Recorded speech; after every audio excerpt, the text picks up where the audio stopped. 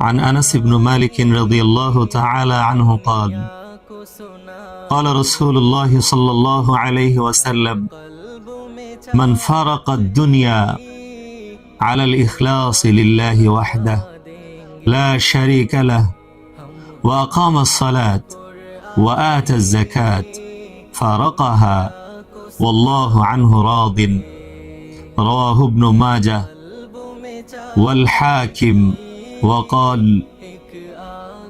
صحيح على شرط الشيخين। রাসূলুল্লাহ সাল্লাল্লাহু আলাইহি ওয়াসাল্লাম ইরশাদ করেন, যে ব্যক্তি তিনটি গুণ নিয়ে দুনিয়া থেকে বিদায় নিল, 1 নম্বর আল্লাহ পাকের একত্ববাদে বিশ্বাসী হয়ে দুনিয়া থেকে সে বিদায় নিল, আল্লাহ পাকের সাথে কাউকে কোনো শরীক করে নাই, আল্লাহ পাকের সাথে কাউকে অংশীদার বানায় নাই। 2 নম্বর নামাজ কায়েম করেছে। 3 নম্বর যাকাত আদায় করেছে।